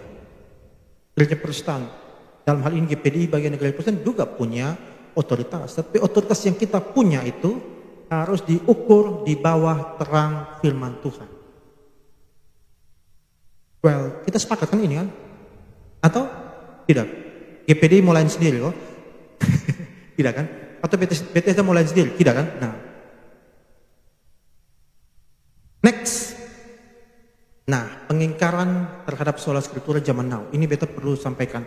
Kalau tadi kita ngomong tentang bagaimana perlawanan terhadap sola scriptura dari abad ke-16 sampai sekarang, itu secara klasik, sesuatu yang mudah kita telusuri. Tapi kalau pengingkaran sekarang terhadap sola scriptura zaman now ini, sesuatu yang kadang-kadang kabur-kabur kita lihat. Bahkan kita tidak melihat itu sebagai suatu pengingkaran. Kalau kita kurang peka, kalau kita tidak belajar teologi dengan baik. Pertama, kekeliruan akademik atau methodological fallacy. Ini adalah kesalahan metodologi. Next, ini coba penggunaan metode induksi dalam menafsirkan teks Alkitab atau bersifat eisegesis. Itu sudah pernah saya pengen. Penafsiran yang bagus itu harus bersifat exegesis. Exegesis. Artinya menarik keluar konteks dari dalam Alkitab, ditarik keluar. Tidak boleh eisegesis. Eisegesis ini adalah ada data dari luar, kita kasih masuk ke dalam isi Alkitab. Nah, itu eisegesis tidak boleh. Jadi ada kesalahan methodological fallacy, jadi kekeliruan akademik. Jadi ini lebih pada penggunaan metode induksi ya. Metode induksi ini metode yang biasa dipakai dalam sains. Beta sudah pernah sampaikan ini, beta sampaikan saja untuk kepentingan materi ini. Jadi karena di sains itu gunakan metode induksi ini. Jadi mereka gunakan bukti-bukti empiris untuk menjustifikasi kesimpulan-kesimpulan, untuk menarik kesimpulan-kesimpulan mereka. Yang kita pakai mic, laptop, HP dan lain sebagainya ini bentuk dari metode induksi. Jadi induksi itu sebenarnya lebih tepatnya di asas manfaat. Bukan Anda bicara tentang kebenaran. Kebenaran tidak ada. Sains tidak menawarkan kebenaran. Sains itu bicara tentang kemanfaatan. Sains bisa buat mobil, bisa buat alat telekomunikasi, bisa buat konstruksi gedung dan lain sebagainya. Itu porsinya sains. Jadi kalau sains dipakai untuk bicara kebenaran itu keliru. Itu teman-teman ateis beta pikir kadang-kadang dong, beta pikir itu dong ada di persimpangan jalan. Hanya memang kadang-kadang dong terlalu percaya diri. Nah, kembali lagi. Jadi menggunakan metode induksi ini beta kasih contoh gini. Dulu sudah pernah beta kasih contoh, tapi beta harus ngomong lagi supaya kalau misalnya itu menjustifikasi LGBT misalnya, LGBT dosa atau tidak? Yang homo, lesbi itu dosa atau tidak? Maka orang penafsir menafsir berdasarkan data penelitian tertentu, ternyata homo atau lesbi itu adalah by genetik memang demikian. Maka ayat di Alkitab itu ditafsir berarti ini LGBT tidak dosa berdasarkan informasi dari luar. Nah itu eisegesis, dia menggunakan metode induksi. Itu tidak boleh dilakukan. Anda harus eksegesis atau ambil data dari dalam ayat itu sendiri. Bagaimana cara ambilnya? Cek kebudayaan itu, gramatikalnya, studi kata. Anda bicara tentang konteks waktu itu. Itu yang harus dia dilakukan. Bukan Anda pakai penelitian untuk menjustifikasi isi Alkitab. Karena, ini satu contoh. Karena ternyata ada penelitian juga mengatakan bahwa belum tentu LGBT itu adalah by genetik. Dan itu penelitian ilmiah juga. Bahkan mungkin kedua penelitian yang bertentangan mungkin ada di Scopus juga, ada di jurnal ilmiah yang kredibel. Nah kalau begitu kita mau pegang yang mana? Atau kalau kita mau pakai data itu, lalu kita mau pakai yang mana? Yang pakai LGBT genetik atau LGBT non genetik? Nah itu kan? Nah itu artinya kita mengingkari isi Alkitab. Jadi ini kekeliruan akademik ini, jadi tidak skripturalis, tidak tunduk pada sola skriptura ini karena kita mengambil data sains untuk menjustifikasi isi Alkitab. Nah ini suatu bentuk pengingkaran terhadap sola skriptura juga. Jadi ini juga beta harus sampaikan pada teman-teman bahwa sekarang ini ada sebagian teolog Kristen menyebut dirinya Kristen karena mereka sekolah di sekolah teologi Kristen. Teolog maupun pendeta yang menggunakan metode ini. Ini kacaunya luar biasa. Ini suatu bentuk pengingkaran terhadap sola skriptura. Karena mereka pakai penelitian-penelitian modern untuk menjustifikasi isi Alkitab. Celakanya apa? Teman-teman tahu kan? Natur dari sains penelitian ini. Penelitian ilmiah ini hari ini A, besok B, lusa C, bahkan bisa berubah lagi. Dulu Newton bertahan sampai 200 tahun, kemudian dipatahkan oleh apa? Einstein kan? Teorinya Einstein. Nanti berikutnya apa lagi? Nah jadi kalau terus berubah, lalu isi Alkitab berubah. Kalau kita mau justifikasi isi Alkitab berdasarkan penemuan ilmiah, maka nanti kalau penemuannya berubah lagi terus kesimpulan Alkitab. Nah ini tidak boleh. Ini pengingkaran terhadap sola skriptura dari sisi akademis. Ini satu yang kadang-kadang tidak kita sadari. Jadi beta kadang-kadang gini, beta salah ngomong. Beta cukup kesal dengan pengkhotbah yang berdiri di sini terus ngomong berdasarkan penelitian ini, stupidnya luar biasa. Anda bicara firman, kemudian Anda berdasarkan penelitian A, B, dan C. Kita tidak pakai itu di atas mimbar. Anda tidak boleh pakai itu di atas mimbar. Kecuali misalnya penelitian ini bersifat gini. Penelitian di Kota Kupang, kemarin ada kabar tentang HIV AIDS kan. Ternyata kita di sini punya angka HIV AIDS tinggi sekali. Bahkan yang paling tinggi bukan di PSK, tapi bahkan di anak remaja. Nah itu data itu dimanfaatkan, bisa dipakai. Kita bisa pakai data itu, data penelitian itu untuk memberi nasihat supaya hidup yang benar. Itu boleh. Tapi jangan dipakai seperti LGBT tadi. Menurut penelitian A, LGBT itu by genetik. Jadi homo itu bukan kemauan dia sendiri, itu bukan penyakit. Maka justifikasi kita bahwa berarti homo bukan dosa. Itu keliru. Anda gunakan penelitian ilmiah sejauh bermanfaat untuk kebenaran Alkitab, iya. Seperti yang tadi kita bilang, ambil data HIV AIDS untuk memberi nasihat pada jemaat supaya hati-hati dalam pergaulan. Nah itu oke. Tapi jangan dipakai untuk menjustifikasi isi Alkitab, itu keliru. Jadi hati-hati ya, beta ngomong hati-hati dengan para pengajar yang sok sekali berdiri dan bicara yang ilmiah-ilmiah itu tidak paham apa tentang teologi ya, itu sok-sokan saja. Next, kekeliruan non-akademik. Nah ini sering juga kadang-kadang tidak kita sadari. Pertama adalah penyimpangan struktural. Penyimpangan struktural ini gini, dalam gereja Calvinis ada sistem namanya presbyterial synodal. Presbyterial synodal itu tidak ada bos di sana. Tidak ada bilang kepala, ketua, tidak ada. Itu terdiri dari majelis-majelis atau presbiter-presbiter yang semuanya setara.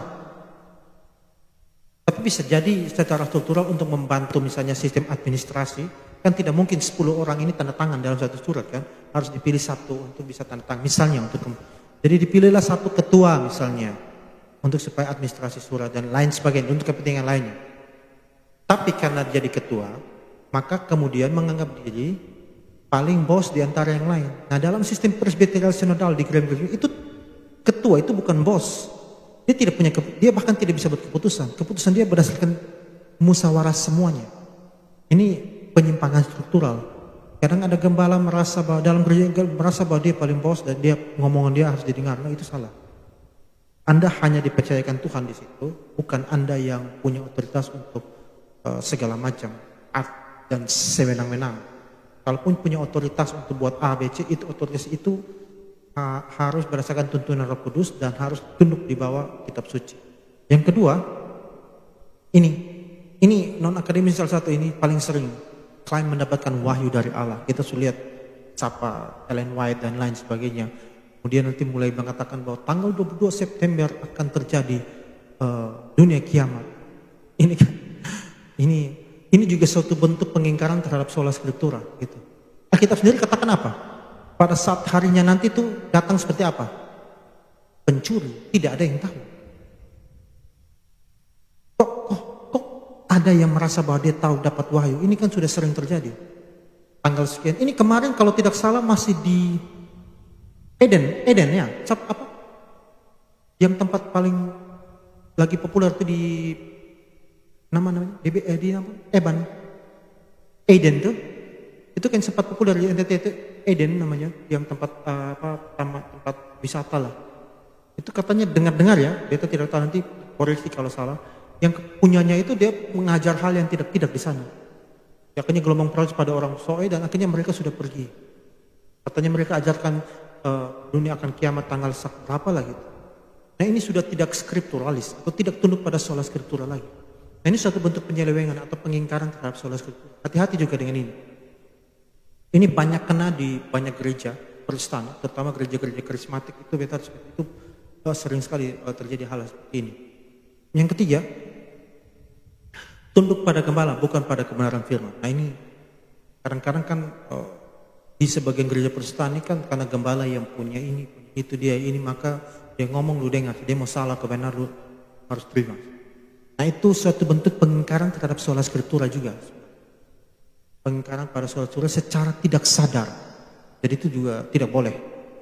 Next. Nah ini juga mengaku dibisikin Roh Kudus. Ini kan kadang-kadang juga Roh Kudus bilang hari ini beta harus datang. Karena Om Ivan hari ini jalan sana bisa jadi celaka dan segala macam omong kosong. Bahwa Roh Kudus bisa menggunakan Anda, itu bisa. Itu suatu yang mungkin saja terjadi. Roh Kudus bisa menggunakan siapa saja, teman-teman, untuk menolong orang lain. Tetapi yang sekarang ini sebagiannya itu beta ragu. Begini. Jadi jangan gampang percaya bahwa mungkin ada yang benar. Tetapi mungkin ya, dugaan beta adalah untuk di konteks di Kupang, mungkin kebanyakan itu bohong itu. Beta paling sering kritisi persekutuan doa, apalagi di gereja kami itu. Tanpa beta sebut merek, nanti orang bilang beta jelekan gereja tertentu lagi. Jadi beta bilang saja gereja kami, itu persekutuan doanya suka ngawurnya luar biasa. Beta sampai melakukan survei untuk pergi ke beberapa itu. Dan penyakit cuma satu, karena pemahaman firman tidak memadai, tapi karena mungkin punya uang dan punya semangat, akhirnya buat persekutuan doa. Akhirnya persekutuan doa itu setiap minggunya diisi oleh pemahaman-pemahaman yang keliru. Padahal pemahaman teologi yang tidak memadai, itu sangat disayangkan. Karena itu bagusnya, sebenarnya buat persekutuan itu bagus untuk mendukung pelayanan Tuhan, tapi kalau jadi penyimpangan malah itu bunuh diri. Gitu. Kita tidak tahu di gereja lain, tapi di gereja kami itu ya tidak semua, ada yang bagus. Sebagiannya itu kacaunya luar biasa. Nah itu kalau mengaku sudah dibisikin Roh Kudus nih kadang-kadang beta pernah bisa sakit ini karena ini beta pikir ini orang. Dia tidak tahu beta belajar juga tentang dalam statistik adanya probabilitas. Misalnya ngomong, di kantor Om kayaknya ada musuh, makanya Om diserang sakit begini. Sebenarnya itu suatu yang kalau kita kritis, suatu yang mudah. Beta percaya, coba teman-teman yang kerja, beta percaya teman-teman pasti punya musuh tertentu di kantor. Orang tidak punya, pasti akan. Nah, kalau beta jadi orang persekutuan, beta tinggal bilang, Anda di kantor ada musuh. Kemudian dia tahu dari mana? Padahal itu gampang. Probabilitas dalam ilmu probabilitas itu kemungkinan itu ada saja. Kalau Anda pasti mungkin ada. Tidak pasti hampir 100% semua yang bekerja pasti punya haters tertentu. Atau orang yang dianggap membenci kita, padahal mungkin juga tidak misalnya. Atau di sekolah juga gitu.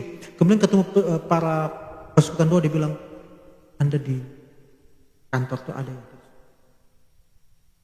betul kan? Saya omong, oh iya betul ya. Padahal coba challenge dia nama siapa? Pasti tidak tahu. Kemungkinan tidak tahu. Atau di keluarga ini ada yang tidak suka Anda. Nah itu orang tuh keluar masuk rumah. Pertanyaan beta, mungkin tidak ada orang di keluarga yang mungkin tidak baku cocok dengan kita, dan mungkin tidak itu orang baku cocok itu sering masuk keluar rumah atau ada biasa dalam rumah. Mungkin tidak. Namanya keluarga, mungkin kan? Sekarang kita tanya. Jadi orang persekutuan doa yang ngomong gitu tuh satu yang sebenarnya probabilitas saja, suatu yang mungkin terjadi dalam kehidupan normal manusia. Tapi kalau kita dengar itu dalam keadaan kondisi kita, kondisi psikologis kita lemah, kalau dengar gitu kita orang Tuhan pakai dia bisa tahu. Atau di sekolah, itu kadang-kadang beta selalu ngomong orang Kristen, please kritis, belajar, makanya belajar teologi, belajar firman Tuhan supaya kita punya nalar kritis itu jalan. Kalau tidak nanti, mudah diomong-omongkan. Dan seterusnya itu banyak hal. Next. Itu membuat kita itu tidak skripturalis, tidak tunduk pada sola scriptura. Nah kita masuk pada bagiannya akhir. Nah sekarang penerapan sola scriptura dalam hidup orang Kristen atau dalam kehidupan kita. Yang pertama, membaca dan mempelajari kitab secara teratur dan mendalam. Artinya apa? Secara teratur dan mendalam itu ada dua hal. Pertama, teratur adalah Anda harus terus tiap hari, kalau beta itu tiap hari. Bukan bilang karena beta, pasti kalau menurut beta kita orang Kristen menyebut orang Kristen harus tiap hari untuk belajar firman. Biar sedikit berapa menit tiap hari. Tapi tidak cukup tiap hari, harus melakukan pendalaman firman Tuhan itu. Jadi jangan hanya tiap hari, tapi tidak mendalami. Sekarang ini sudah sangat mudah akses informasi, teman-teman. Internet murah, bahkan sudah ada AI. Materi ini beta buat jujur ini dari AI dan bahkan mudah sekali. Dulu yang beta harus cari literatur dengan sekian lama, kalau di AI dengan satu AI beta bisa cari literatur banyak. Yang penting ketong gunakan AI, bukan digunakan oleh AI. Nanti tidak maksud. Jadi beta tinggal perintahkan AI, beta pengen teolog A, B, C punya pikiran tentang ini. Ditaruh gitu. Tapi beta selalu sarankan teman-teman, jangan nol kaboak, orang Kupang bilang, baru pergi ke AI tanya. Misalnya tolong susun materi sola scriptura. Aduh, itu kacaunya ada banyak. Karena dia kan bukan sampaikan kebenaran, dia sampaikan apa data yang dia punya. Gitu. Kalau teman-teman tidak punya pemahaman yang mendalam, jangan pakai AI untuk membuat materi. Hanya agar teman-teman kelihatan bisa paham. Aduh, itu beta sangat sarankan. Nah, tapi sekarang ini kan fasilitas itu bisa dipakai untuk melakukan percepatan. Kalau dulu misalnya kalau harus cari di internet, harus cari di ada sarapan pagi di ministry punyanya Pak Budi Asali atau yang lainnya, masuk buka website mereka, cek itu kan lama. Sekarang beta tinggal pakai prompt saja. Yang penting prompt kita bagus, AI pengen yang ini dengan gagasan ini yang harus ini, jangan begini yang gini, tak dia keluar, tinggal kita edit lagi. Nah, gunakan fasilitas itu, boleh digunakan tapi dengan cara yang benar, untuk tiap hari harus baca Alkitab dan mendalami Alkitab. Beta tidak pernah percaya orang mengaku beriman pada Yesus tapi tidak pernah baca Alkitab. Coba refleksikan bagi diri Anda, kalau Anda sendiri pada Yesus, kemudian coba cek diri Anda, tiap hari tidak baca Alkitab. Kalau tidak, harus ragukan apakah Anda benar-benar percaya pada Yesus. Karena kalau orang percaya beriman pada Yesus pasti punya kerinduan untuk membaca firman. Itu pasti, tidak mungkin tidak. Kerinduan untuk terus belajar. Next, menguji semua ajaran dan praktik iman dengan firman Tuhan. Nah, yang pertama itu mengasumsikan kita sudah paham, kita belajar tiap hari. Kalau kita sudah paham, kita punya bekal, ya kan? Kalau kita sudah paham firman tiap hari belajar dan mendalami, berarti kita punya bekal yang cukup. Kalau sudah punya bekal yang cukup, ya uji semua praktik iman dengan firman Tuhan. Yang beta bilang tadi itu, orang mengaku bisikin Roh Kudus, jangan cepat terima. Uji itu dengan bekal yang sudah Anda terima. Bekal yang apa? Bekal yang Anda belajar tiap hari firman Tuhan itu. Itu yang penting. Kemudian Anda uji semua praktik tanpa kecuali ya. Semua praktik iman, bahkan dalam kehidupan, di sekolah, di rumah tangga, di dunia kerja, di mana saja, uji dengan itu. Next, menjaga Alkitab sebagai pedoman etika, moral, dan keputusan hidup. Nah, artinya dalam kehidupan Anda, mau di rumah, di sekolah, di tempat kerja, di gereja dan sebagainya, itu pakai Alkitab sebagai pedoman. Ini kita punya tren orang Kristen sebagiannya, mungkin di pemuda Vision tidak ya. Kalau di gereja kita kelihatannya rohani sekali, bermoral. Begitu keluar dari gereja, kita menjadi default seperti manusia pada umumnya. Bergaul sesukanya, kehilangan, itu semua kita tidak itu artinya kita tidak menggunakan Alkitab sebagai pedoman. Dia hanya digunakan ketika ada dalam gereja. Keluar gereja kita buang baik jauh-jauh itu sola scriptura, kita buang jauh-jauh itu Alkitab, dan kita tidak pakai jadi pedoman.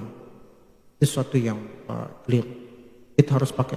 Beta juga kadang-kadang beta kalau boleh bersaksi, beta kritik terhadap istri sendiri. Kadang-kadang dia tidak secara psikologi, karena dia melihat beta sebagai orang yang paham teologi, dia mengasumsikan tinggal tanya beta. Beta selalu bilang, ingat ya, beta bisa salah. Yang harus diperhatikan, lu boleh tanya beta, tetapi Alkitab itu menjadi otoritas. Jangan sampai karena beta lu pun suami, lu tahu beta paham ini barang, kemudian lu hanya ya sudahlah, dia suami ngomong apa itu pasti benar, tanpa lu kritisi. Itu bukan sikap yang baik. Itu bukan sikap yang baik. Jadi hanya karena sama kayak teman-teman, mungkin karena beta sudah sekian tahun dan teman-teman beta paham tentang teologi dan filsafat Kristen, maka apa yang beta ngomong pasti benar. Itu buang jauh-jauh sikap itu sikap yang buruk sekali. Anda tidak mencerminkan seorang Protestan yang baik. Next, mengutamakan kebenaran Alkitab di atas opini atau tradisi manusia. Ini beta sudah ngomong, saya perlu jelaskan. Jadi Alkitab itu taruh dia. Anda bahkan kalau beta sering ngomong, Anda bahkan mau buat hal sekecil apapun, mau buka HP pun taruh Alkitab. Dia mau buka ini motifnya apa? Kan bisa aja. Ada orang buka Alkitab, buka HP ini 24 jam dia pegang HP dan tidak pernah lepas-lepas. Apakah perilaku itu perilaku yang baik? Sudah sesuai dengan Alkitab atau belum? Siapa di sini yang pegang Alkitab dalam satu hari di bawah 3 jam? Coba angkat tangan. Di atas 3 jam? Banyak. Nah itu mungkin perilaku-perilaku yang perlu kita kritisi terhadap diri kita sendiri. Bukan hanya teman-teman, termasuk beta. Kadang-kadang istri suka marah. Ini main lihat laptop, main lihat HP terus di apa.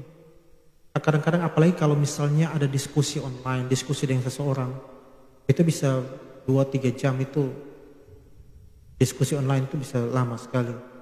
Jadi kadang-kadang istri tegur, dan itu penting. Artinya kita bisa buat salah, tapi kita jangan anti kritik. Orang tegur ya kalau salah ya salah. Jadi itu penting. Next, hidup dalam ketaatan. Ini yang paling, hidup dalam ketaatan pada firman sebagai wujud iman sejati. Artinya taat pada firman, artinya bukan kita tanpa salah. Beta sudah sering ngomong, kita bisa buat salah. Tapi kalau buat salah, maka sadar dan akuilah terus bertobat. Itu bentuk ketaatan kita. Jadi taat ini bukan berarti Anda tidak akan pernah salah lagi, no. Anda taat pada firman sudah 100%, no, tidak mungkin. Taat ini dalam artian tetap tunduk pada kebenaran. Toh kalaupun bisa buat salah, sadar itu, bertobatlah dan kembali. Itulah ketaatan sebenarnya. Bukan tanpa salah. No, tidak ada orang Kristen yang tanpa salah. Kita teologi Kristen itu tidak kenal bela manusia sempurna. Kita sama sekali jauh dari itu. Yang sempurna hanya Yesus. Yesus Kristus, manusia Yesus itu yang sempurna. Kalau Yesus dalam kapasitas sebagai Tuhan, tidak usah ngomong, itu memang dia sudah sempurna. Tapi dalam manusia pun dia sempurna, tanpa celah dan tanpa noda dan dosa. Itu kenapa dia pantas untuk dikorbankan, disalibkan untuk menebus dosa-dosa kita.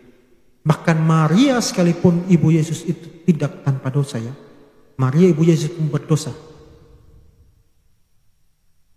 Dan dia juga ditebus oleh juru selamat Yesus Kristus. Demikian, Tuhan Yesus memberkati semua. Semoga materi hari ini membuat kita jadi lebih rajin lagi baca Alkitab dan lebih lagi sungguh-sungguh hidup lebih dekat dengan Allah, Tuhan Yesus. Terima kasih, mari kita berdoa.